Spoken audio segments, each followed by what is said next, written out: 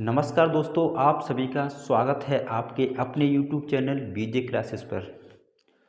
तो आज से हम शुरू करने जा रहे हैं एसएससी जीडी के टॉप 10 क्वेश्चन की सीरीज, जो आपके एग्ज़ाम के लिए काफ़ी इम्पोर्टेंट सीरीज है।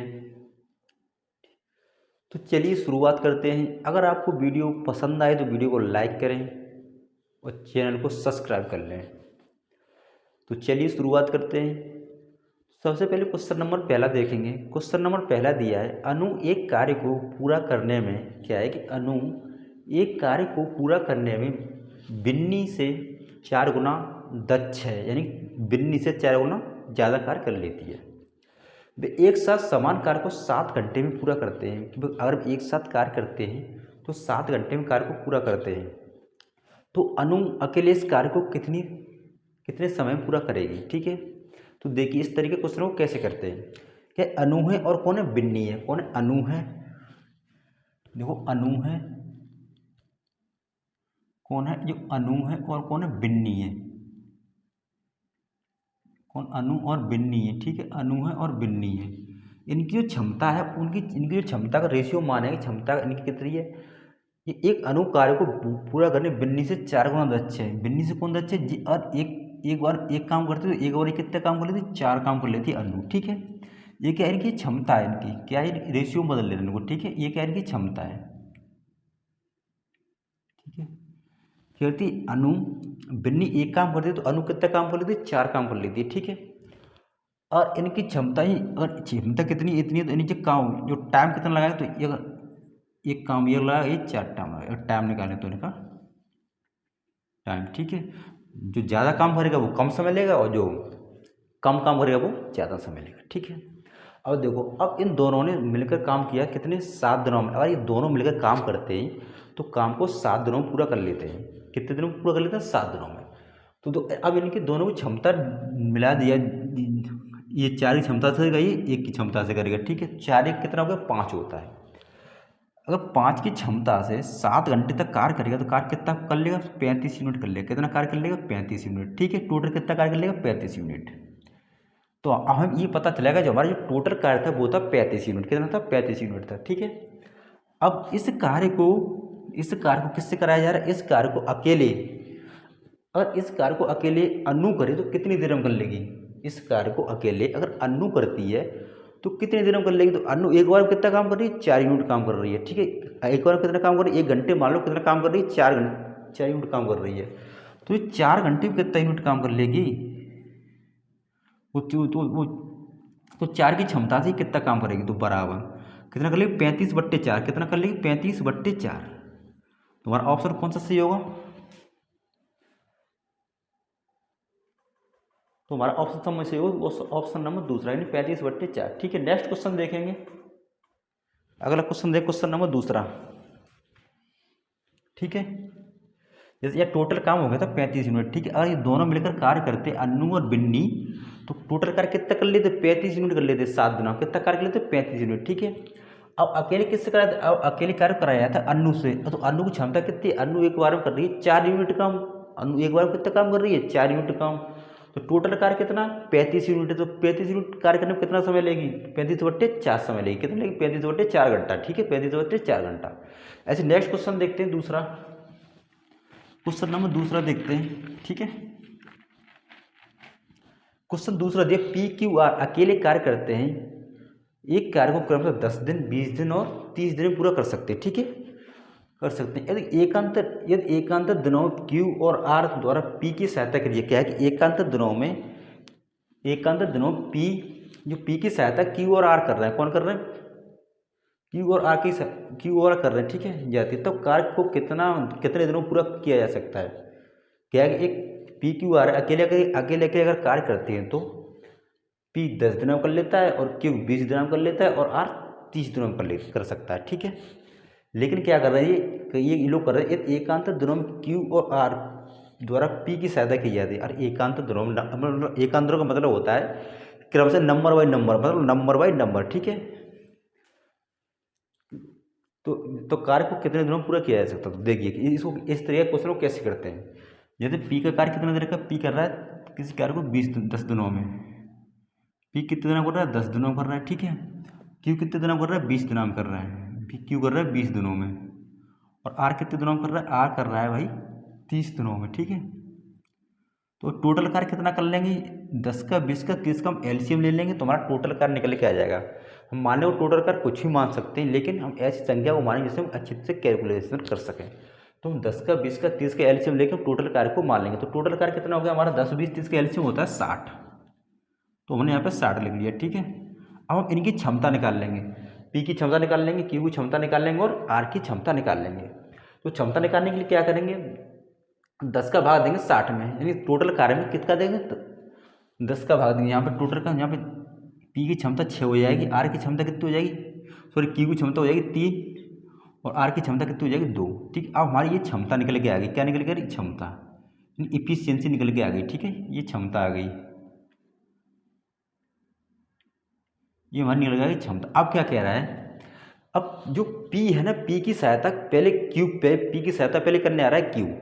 कौन करने आ रहा है? Q करने आ रहा है। तो पहले दिन करेंगे P और Q। पहले दिन कौन कौन करेगा? जो पहले दिन करेंगे काम P और प्लस के कौन करेगा? Q करेगा, ठीक है। P प्लस के Q। तो P और Q की जो क्षमता है वो कितनी है? P और Q की जो क्षमता है वो कितनी है? P की क्षमता 6 और Q की क्षमता कितनी है? 3 है।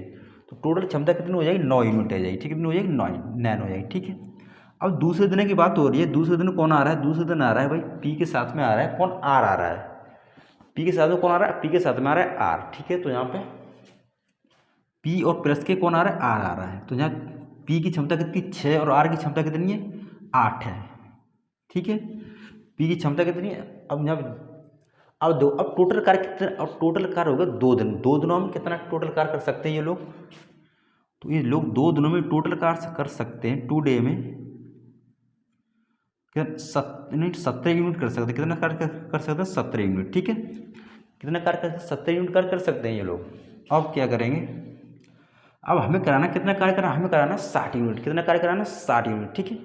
अब हम यहाँ पे ऐसी संख्या का गुणा कर दें, जैसे मान लो जैसे 4 दिन में कितना कर लेगा? 4 दिन में कर लेगा 34 यूनिट। 4 दिन में 34 यूनिट कर लेगा ना। तो हम ऐसी इसी तरीके से हम ऐसी संख्या का यहाँ पे गुणा कर दें कि इसके हम नियरेस्ट यानी पास में पहुँच जाएँ। तो यहाँ कितने गुणा करेंगे हम? यहाँ पे गुणा कर दो 3 का। कितने गुणा कर दो? 3 का। इंटू में 3 और इंटू में 3 यहाँ पे, ठीक है। अब इधर इस साइड को लिख लेते हैं, यहाँ पे लिखेंगे, ठीक है। इधर से थोड़ा तो अब 6 दिनों में नीचे दिखाई नहीं देगा है। तो यहाँ पे अब देखो, यहाँ पे इधर को करते 6 दिन में जो कार्य हो रहा है कितना हो रहा है? 6 दिन में जो कार्य हो रहा है वो हो रहा है कितना? 51, यानी कि 51 यूनिट हो रहा है कार्य, ठीक है। 6 दिन में कार्य कितना हो रहा है? 51 यूनिट कार्य हो रहा है। 6 दिन में जो हमारा कार्य होगा वो होगा 51 यूनिट कार्य हो गया, ठीक है। अब हम क्या करेंगे? हमारे पास अभी हमें कितना कराना? कार्य कराना पूरा 60 यूनिट, लेकिन अभी हमारा 9 यूनिट कार्य बाकी है। अब किसकी बारी आ गई? अब फिर से P और Q की बारी आ गई। किसकी बारी? P और Q की बारी। तो यहाँ पे P और Q एक दिन और कार्य करेंगे। P और Q एक दिन और कार्य करेंगे, है ना। P और Q एक दिन और कार्य, तभी तो कार्य पूरा हो पाए। और P एक दिन कार्य कितना कार्य कर देंगे? 9 यूनिट कार्य कर देंगे। ये कितना कार्य कर देंगे? 9 यूनिट कार्य कर देंगे। 9 यूनिट। तो हमारा 7 दिन कितना कार्य हो गया? 7 दिन में कंप्लीट हो जाएगा पूरा कितना? 60 यूनिट काम। तो हमारा जो आंसर बनेगा वो कितने? 7 दिन बनेगा। कितना आंसर आएगा? जो आंसर आएगा वो हमारा वो आएगा 7 दिन। कितना दिन आएगा? 7 दिन, ठीक है। आप इस तरीके से निकाल सकते हो उसको। नेक्स्ट क्वेश्चन देखें, क्वेश्चन नंबर तीसरा। नेक्स्ट क्वेश्चन देखें, क्वेश्चन नंबर तीसरा, ठीक है।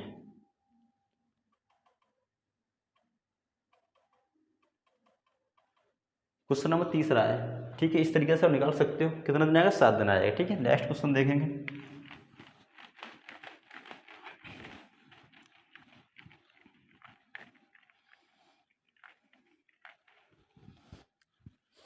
नेक्स्ट क्वेश्चन ये, एक बल्लेबाज ने 124 रन बनाए। एक बल्लेबाज ने 124 रन बनाए, ठीक है, जिसमें से 6 चौके थे और 10 छक्के शामिल हैं। उसने विकेटों के बीच में दौड़कर अपने कुल रनों का कितना प्रतिशत बनाया? उसे वो कह रहा है उसने कितने 10 तो छक्के लगाए और 6 चौके लगाए। अब वो कह रहा है कि उसने दौड़ के रन कितने लिए, उसने जो दौड़ के रन लिए वो कितने परसेंट रन लिए, ठीक है। तो देखो जो टोटल रन बनाए वो कितने बनाए? 124 रन बनाए। कितने बनाए टोटल रन? 124। जो टोटल रनों की संख्या है वो कितनी? 124, यानी 124 है, ठीक है। 124 है। अब 124 में 6 छक्के लगाए, वो 10 तो छक्के लगाए। 10 छक्के, एक छक्के में कितने रन होते हैं? एक छक्के में होते हैं 6 रन। कितने होते हैं? 6 रन भी तो होते हैं, ठीक है।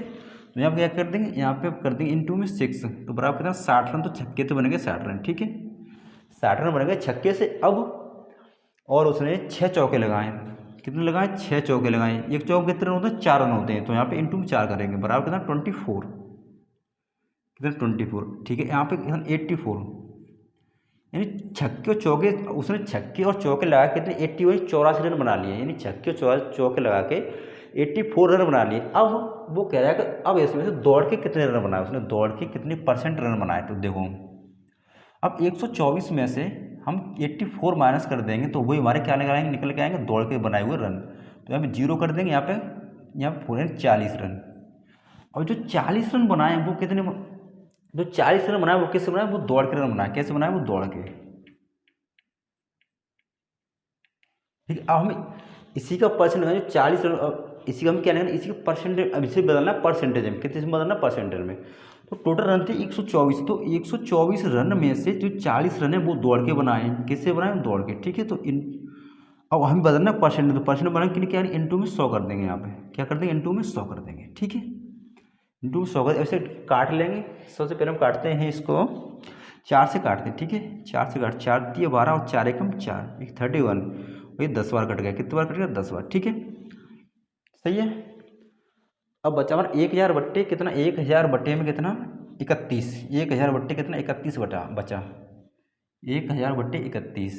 अब 1000 में, अब 31 का भाग देंगे हम 1000 में, कितने में भाग देंगे 1000 में, 1000 में 31 से 93 होते हैं 93, यहाँ बचा 7, यानी यहाँ पे 32 और माइनस 62, यानी यहाँ पर 28 बचा, कितना बचा 20, तो 32 सही 28 बट्टे 31, कितना आएगा 32 सही सॉरी 8 बचेगा यहाँ पे, तो 32 सही 8 बट्टे 31, कितना आएगा हमारा 32 सही 8 बट्टे, तो हमारा आंसर आ जाएगा 32 सही 8 बट्टे 31%, कितना 32 सही 8 बट्टे 31%, ठीक है कितना आएगा 32 सही 8 बट्टे 31% आ जाएगा। नेक्स्ट क्वेश्चन देखेंगे, क्वेश्चन नंबर चौथा देखेंगे, कौन सा देखेंगे क्वेश्चन नंबर चौथा, ठीक है क्वेश्चन नंबर 4 है,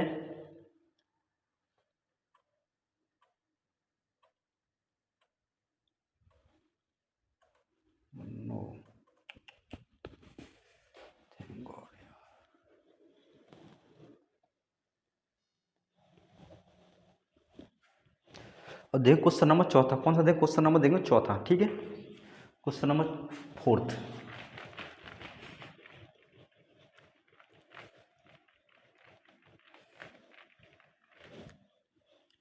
क्वेश्चन नंबर देखेंगे कौन सा चौथा। क्वेश्चन दिया वह सबसे बड़ी संख्या है जो 398, 437 और 5425 को विभाजित करने पर क्रमशः 7, 12 और 2 शेष पर छोड़ती है, क्या छोड़ती है 7, 12 और 2 शेष पर छोड़ती है, ठीक है। तो ऐसे सवालों को हम कैसे करते हैं देखिए, तो सबसे पहले हम क्या करेंगे, जो शेषफल बच रहा होगा उस शेषफल को उन संख्याओं में से घटा देंगे, क्या कर देंगे घटा देंगे, ठीक है। देखो कैसे, ये संख्या हमारे पास कौन कौन सी 398 है, 398 है और 437 है और संख्या 5425 है, कितनी 5425 है, ठीक है। अब इसमें जो शेषफल बच रहा है, जो शेषफल आ रहा है उसको कर देंगे माइनस, कैसे, तो माइनस के यहाँ 7 करेंगे, माइनस के यहाँ 12 करेंगे, माइनस के यहाँ पे 2 करेंगे, ठीक है क्या करेंगे माइनस के यहाँ पे 2 करेंगे। अब कितना बच रहा है यहाँ पे देखो, यहाँ बचेगा कितना 3, 1, 9 और 3, 391 बच रहा है। अब यहाँ पे कितना बच रहा है, यहाँ 5, 2 और ये 4 बच रहा है, यहाँ पे कितना बच रहा है 3, 2 और ये 54 बच रहा है, ठीक है। अब हम क्या करेंगे, इन संख्या को डिफरेंट कर लेंगे, क्या कर लेंगे इन संख्या को कर लेंगे अंतर, ठीक है। यहाँ पे कितना आ रहा है और यहाँ पे कितना आ रहा है, यहाँ पे देखो यहाँ पे आ रहा है कितना, यहाँ आएगा कितना 34, यहाँ कितना आएगा 34 आ जाएगा, ठीक है। और यहाँ पे कितना आएगा, यहाँ पे आएगा कितना 34, ये 34 में से 425 माइनस करेंगे तो यहाँ पे 9 सॉरी यहाँ पे 8 आएगा, यहाँ पे कितना आ जाएगा, यानी कि यहाँ पे आएगा 9, यहाँ पे कितना आ जाएगा 3, यानी कि 9, यानी 49, 98 कितना 49, 98 आएगा, कितना आएगा 49, यहाँ पे 8 बचा, यहाँ पे कितना 9 बचा, यहाँ पे 3 यानी कि 9 और 49 कितना है 49 और 98 कितना आएगा 14 है 98 आएगा। ठीक है, अब इस संख्या से अब देखो, अब इसमें इस संख्या से इस संख्या कट जाएगी आराम से। ठीक है, इस संख्या से ये संख्या हमारी कट जाएगी। अब हम ऑप्शन की तरफ चलते हैं। किसकी तरफ चलते हैं? ऑप्शन की तरफ। ऑप्शन हमारा क्या दे रहा है? ये तो 11 दे रहा है, 15 दे रहा है, 17 दे रहा है और 19 दे रहा है। अब ऐसी संख्या को देखते हैं जिससे 34 कट जाए हमारा और 14, 49, 98 कट जाए। तो वो कौन सी संख्या? वो केवल 17 है। कौन सी? 17 है। तो हमारा आंसर क्या आ जाएगा? 17 आ जाएगा। ठीक है, कितना आंसर आ जाएगा? 17। हम 17 से 34 को भी काट सकते हैं, 17 से 49, 98 को भी काट सकते हैं। ठीक है, नेक्स्ट क्वेश्चन देखेंगे, क्वेश्चन नंबर 5। देखिए क्वेश्चन नंबर 5वां क्वेश्चन नंबर देंगे 5वां।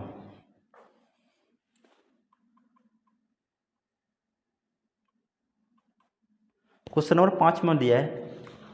क्वेश्चन नंबर 5वां है 36 मीटर जूट बेचने पर 36 मीटर जूट बेचने पर एक दुकानदार को 12 मीटर जूट के विक्रय मूल्य के बराबर राशि का लाभ होता है। क्या होता है? 12 मीटर जूट के विक्रय मूल्य के बराबर राशि का लाभ होता है। तो लाभ परसेंट क्या है? तो लाभ परसेंट ज्ञात कीजिए। ठीक है, क्या 36 मीटर जूट, देखिए ऐसे सवाल कैसे करते हैं। जैसे 36 मीटर लाभ बराबर, एक तो पहली बात आपको ये पता होना चाहिए लाभ बराबर क्या होता है। लाभ बराबर विक्रय मूल्य माइनस क्रय मूल्य तो होगा। जैसे आपने कोई क्या होगा? विक्रय मूल्य माइनस के क्रय मूल्य होगा। ठीक है, जैसे आप कोई वस्तु, जैसे मान लो आप कोई वस्तु लेके आए कितने की, आपने कोई वस्तु खरीदी, मान लो 8 रुपये की खरीदी। ठीक है, अब आपने बेच कितने की दी? 10 रुपये की बेची। तो इस पर लाभ कितना होगा? आपको लाभ कितना होगा? लाभ हो गया कितना? 2 रुपये का। तो आपने लाभ कैसे निकाला? लाभ कैसे निकाला? तो आपने लाभ निकाला विक्रय मूल्य में से, यानी एसपी में से क्या घटा दिया? सीपी घटा दिया। तुम्हारा क्या निकल गया? लाभ निकल गया। ठीक है, वही सिस्टम है यहाँ पे। देखो कैसे करेंगे आप। 36 मीटर जूट बेचने पर एक दुकानदार को 12 मीटर जूट के विक्रय मूल्य के बराबर लाभ होता है। तो क्या देखो, यहाँ 36 मीटर जूट बेचने पर 36, तो यहाँ पे क्या हो? 36 एसपी माइनस के सीपी क्या हो जाएगा? एसपी माइनस के सीपी विक्रय मूल्य माइनस के बराबर कितने के बराबर हो रहा है? 12 मीटर जूट के बराबर लाभ हो रहा है। यहाँ पे लिखेंगे 12 एसपी। ठीक है, 12 एसपी। ठीक है, अब इसे कर लेंगे सॉल्व। क्या कर लेंगे? इसको सॉल्व कर लेंगे। तो यहाँ पे 12 से ये 3 बार कट जाएगा, 12 की 36 होते हैं। ठीक है, यहाँ पे 1 बचा, यहाँ कितना बचा? 1 बचा। तो यहाँ 3 एसपी। एसपी का मतलब होता है सेलिंग प्राइस। एसपी का मतलब क्या होता है? Selling price. और सीपी का मतलब होता है कॉस्ट प्राइस, यानी कि विक्रय मूल्य। और एसपी का मतलब तो होता है विक्रय मूल्य। ठीक है, ये आपको ध्यान रखना है। तो 3 एसपी माइनस की 3 सीपी, 3 एसपी माइनस 3 सीपी बराबर 1 एसपी। ठीक है, 1 एसपी। ठीक है, इसको इधर लाएंगे, इसको इधर भेज देंगे। तो यहाँ पे कितना हो जाएगा? 2 एसपी। 2 एसपी 2 एसपी बराबर कितना? 4, क्या कर दिया? 2 एसपी बराबर 3 सीपी। ठीक है, 2 एसपी बराबर 3 सीपी। तो हमारा जो सीपी कितना हो जाएगा? 2 हो जाएगा। और एसपी कितना हो जाएगा? 3 हो जाएगा। ठीक है, सीपी कितना हो गया? यहाँ पे सीपी हमारा हो जाएगा, यानी विक्रय मूल्य हो जाएगा। सीपी बराबर कितना हो गया? सीपी 2 और एसपी कितना हो जाएगा? 3 हो जाएगा। ठीक है, एसपी हो गया 3। अब क्या निकालना है? हमें निकालना है लाभ प्रतिशत। क्या निकालना? लाभ परसेंट। लाभ परसेंट अब लगा निकाल लिए। तो जैसे लाभ परसेंट बराबर होता है कितने, मतलब जितने रुपये का लाभ हुआ उसको ऊपर लिखेंगे, जितने का लाभ हुआ उससे क्या लिखते हैं? ऊपर लिखते हैं। और नीचे क्या लिखते हैं? क्रय मूल्य लिखते हो, इंटू 100 कर देते हैं। तो लाभ कितने का हो रहा है? यहाँ पे लाभ परसेंट निकालनी है हमें। ठीक है, लाभ परसेंट बराबर सीपी, 1 का लाभ हो रहा है कितने पे? 2 पे, और इंटू क्या कर देंगे? यहाँ पे 100 कर देंगे। ठीक है, जितने का लाभ होता है उसको ऊपर लिखा हमने, नीचे क्रय मूल्य लिखा इंटू 100। तो बराबर 50% का लाभ होगा। कितना लाभ होगा? 50% का। ठीक है, कितने का लाभ होगा? 50% का लाभ होगा हमें। ठीक है, नेक्स्ट क्वेश्चन देखते हैं, क्वेश्चन नंबर 6। क्वेश्चन नंबर देखते हैं 6वां। क्वेश्चन नंबर है 6।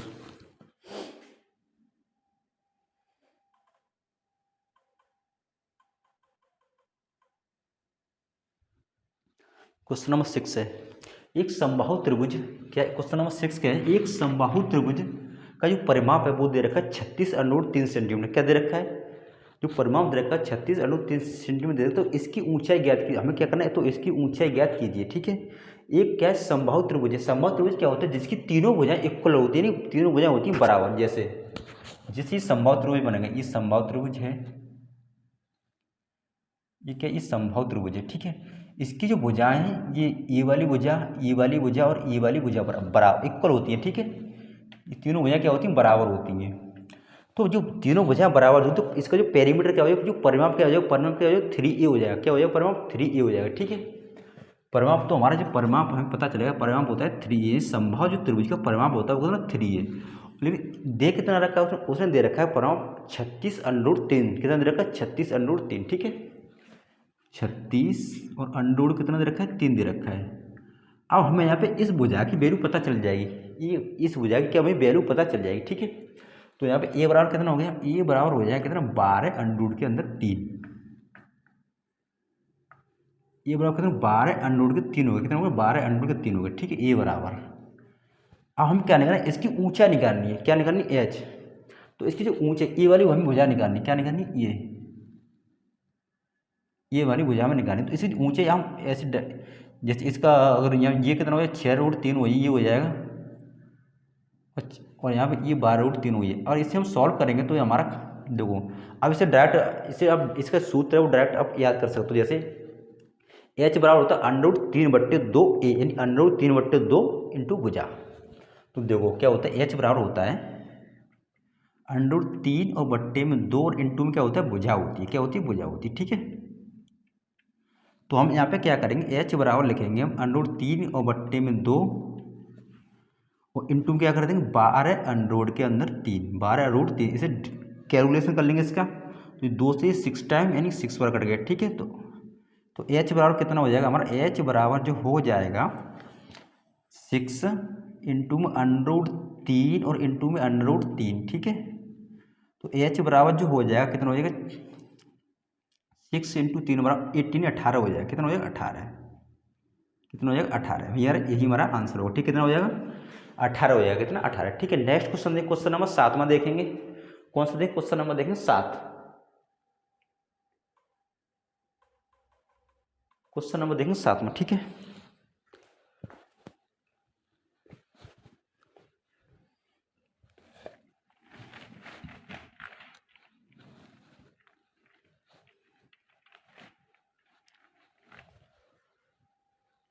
क्वेश्चन नंबर 7 दिया, 2760 रुपये को 2 भागों में इस प्रकार विभाजित कीजिए कि जब इन्हें क्रम से 2 और 4 वर्षों के लिए 5% वार्षिक सादा ब्याज की दर से निवेश किया जाए तो जो प्राप्त राशि है वो बराबर हो। तो निवेश से दूसरा भाग, तो इससे जो निवेश का दूसरा भाग हमें ज्ञात करना है। क्या करना है, निवेश का दूसरा भाग ज्ञात करना है। ठीक है, देखिए तो इसे कैसे करते हैं, जो जो परसेंटेज दे रखी है, वार्षिक प्रतिशत दे रखा है, वो दे रखा है 5%। कितना दे रखा है, 5%। ठीक है, कितना दे रखा है, 5%। क्वेश्चन नंबर है 7 में 5% दे रखा है। ठीक है, एक बार 5%, एक बार 2 साल के लिए, और एक बार दे रखा है 4 साल के लिए 5% पे इंटू में 4 साल के लिए। तो यहाँ पे 100 कर लो, यहाँ पे भी 100 कर लो। ठीक है, यहाँ पे ये क्या होता है, पी होता है, ये क्या होता है, इंटरेस्ट ब्याज होता है। नीचे तो बराबर में 10 बट्टे कितना, 10/100, यहाँ पे कितना 20 और बट्टे 100। ठीक है, और टोटल जो अमाउंट हो जाएगा कितना हो जाएगा, ये कितना हो जाएगा, 110 हो जाएगा। इसका रेशियो बदल ले रहे हैं यहाँ पे। ठीक है, यहाँ पे 110 कर लो, अनुपात यहाँ पे 120 कर लो, ये कर लिया। ठीक है, 110 अनुपात 120।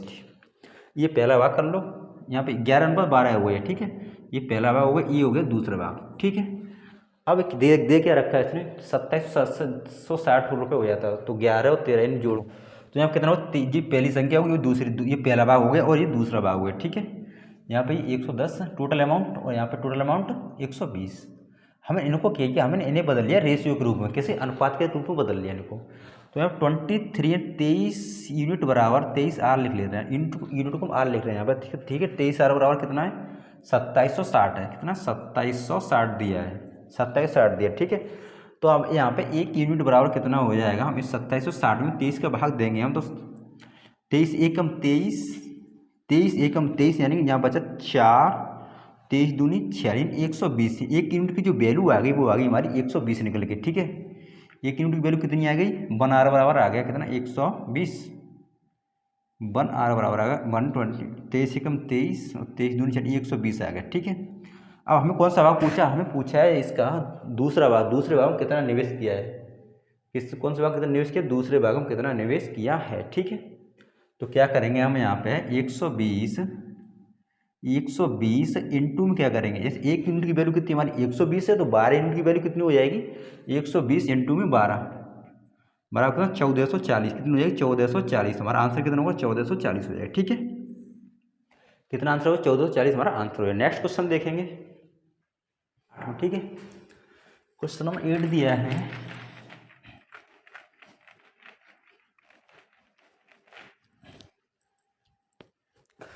क्वेश्चन 2 गुणा 10 की पावर 6 के 7% के 4% का 12% क्या होगा। ठीक है, क्या है 2 का 2 की पावर है 2 गुणा 10 की पावर 6% है, 2 गुणा 10 की पावर 6% इन के 7% के 4% के का 12%। ठीक है, का 12%। ठीक है, तो देखो ऐसे कैसे निकालेंगे, कुछ नहीं करना है, परसेंटेज हटाइए और इंटू के का मतलब होता है गुणा। ठीक, 2 इंटू में 10 की पावर 6 इंटू में 7/100 इंटू में 4/100 इंटू 12 और बट्टे में कितना 100।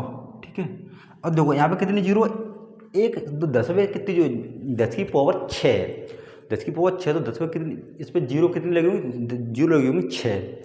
अब देखो हमारे नीचे जीरो कितनी बननी, 1 2 2 4 और 6, नीचे जीरो कितनी बननी है 6 जीरो बननी है। ठीक है, नीचे जीरो बननी है वो बनी 6, तो हमारा ये और ये इससे खल्लास यानी कैंसिल। ठीक है, अब यहाँ बचा 2 बराबर 2 गुणा में 7 गुणा में 4 गुणा में 12 यानी 12 बराबर कितना होगा 14, 2 7 14, 14 चौक कितना 56, 56 इंटू यानी 560 प्लस के 112, 560 और 112 ये 2 7 600, हमारा जो आंसर आएगा वो कितना आएगा 672 आएगा, इसे गुणा करेंगे कितना आएगा 672 आएगा गुणा करके। ठीक है, ऑप्शन नंबर तीसरा इधर करेक्ट आंसर होगा। ठीक है, नेक्स्ट क्वेश्चन देखिए, क्वेश्चन नंबर 9 कौन सा देखिए, क्वेश्चन नंबर देखिए 9,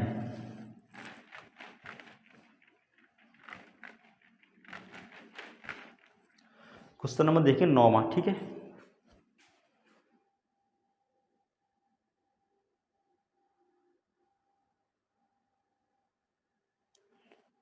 क्वेश्चन नंबर 9 दिया है, 1 मिनट है, चलो क्वेश्चन नंबर देखिए, कक्षा 9 और कक्षा 10 के छात्रों की जो संख्या है वो दे रखी है क्रम से 42 और 45 है। तो कक्षा 9 और कक्षा 10 में लड़का और लड़कियों का जो लड़का और लड़कियों की संख्या जो रेशियो दे रखा है वो दे रखा है 9:5 दे रखा है और 8:7 दे रखा है। ठीक है, तो दोनों कक्षाओं में मिलाकर लड़कों की कुल संख्या का और लड़कियों की कुल संख्या का अनुपात हमें निकालना है। ठीक है, तो देखो क्या दे रखा है, क्या दे रखा है, यानी कक्षा 9 दे रखी है और कक्षा 10 दे रखी है, उनमें टोटल जो छात्रों की संख्या दे रखी है 42 दे रखी है और 45 दे रखी है। ठीक है, तो एक तरफ कक्षा 9 है यानी IX, एक तरफ कक्षा 9 है, एक तरफ है कक्षा 9 IX है और एक तरफ है X।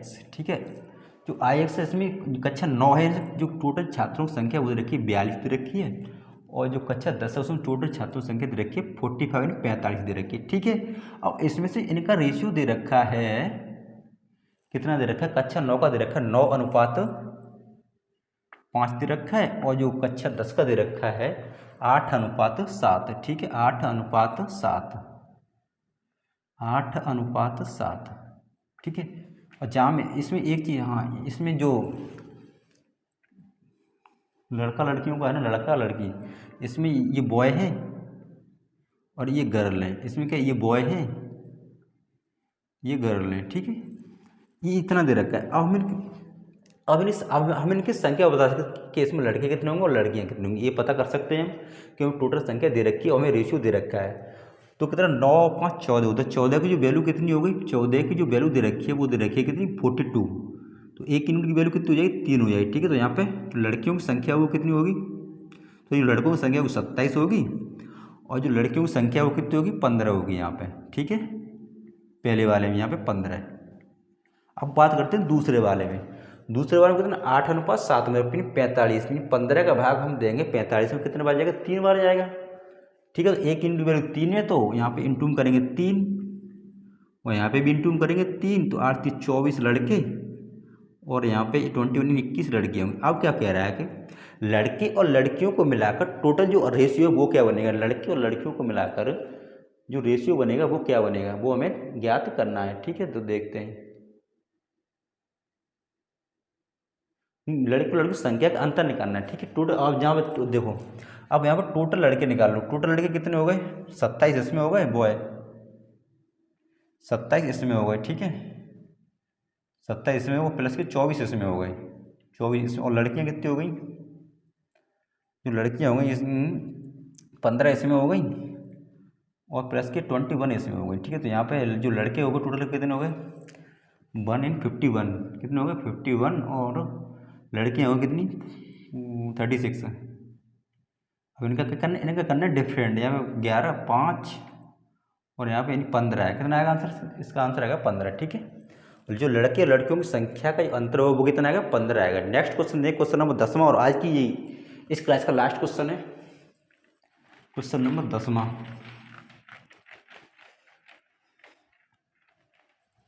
क्वेश्चन नंबर 10 आज की क्लास का लास्ट क्वेश्चन।